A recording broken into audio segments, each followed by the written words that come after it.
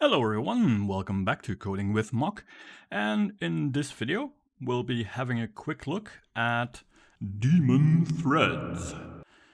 Yeah, no, it sounds a bit horrible, but Daemon Threads, or background threads, as you also might call them, are really quite simple. It might be a bit difficult to understand at first, but you'll get the hang of it really quickly. Now, we have normal threads, and on the other hand, we'll have daemon threads, or as we also will start calling them, background threads. So threads running in the background. Now, what's the difference between both? And I'll be showing you an example of what the difference is between them to make it a little bit more clear on how they work. But what's the difference between a daemon thread and a normal thread? Now, by definition, a thread is always a normal thread. If we want to change a thread to a daemon thread, we'll have to set that flag. More on that later, or in a second. Now, what's the difference? The difference is your application's lifetime, or how long your application will be running, is determined by all your normal threads. So your application finishes when all the normal threads are done with their work. Okay? Now, daemon threads, or non-normal threads, will finish when your application finishes. So, you have on the one hand normal threads, which will determine when your application is finished. And on the other hand, you'll have daemon threads that will finish when all the non-daemon threads have finished work. Okay, now let's jump into some code, and hopefully that will make things more clear. I have a runnable class here, really simple runnable class. What does it do? It has a counter, or an int, and while true, I'll be outputting I++, and then I'll be going to sleep for about for half a second. I'm ignoring the exception that my sleep method throws for the moment. We'll get into that in a later video. So my thread will actually never stop running, essentially. Okay, now let's go into the main and let's create our thread. We'll create a thread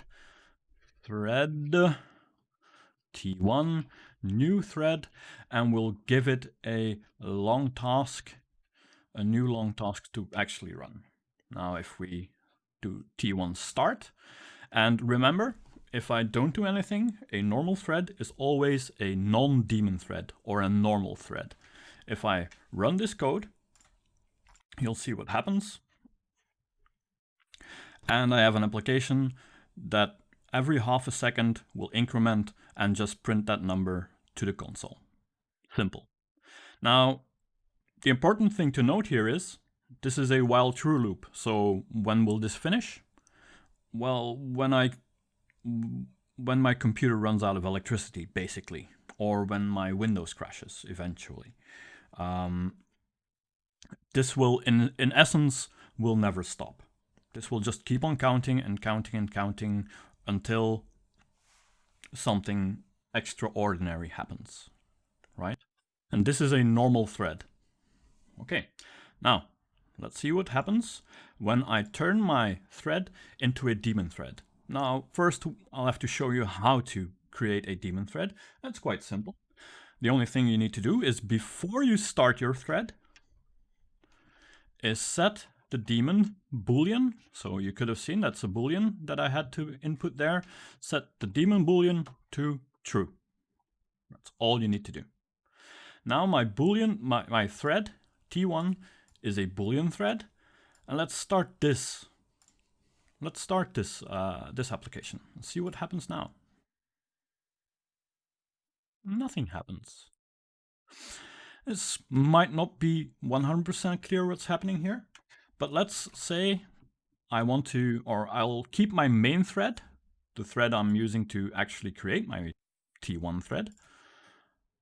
Let's keep it around for a little bit longer. Let's say 3 seconds, right?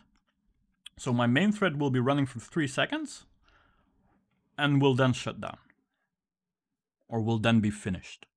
Let's run our application again. Let's see what happens.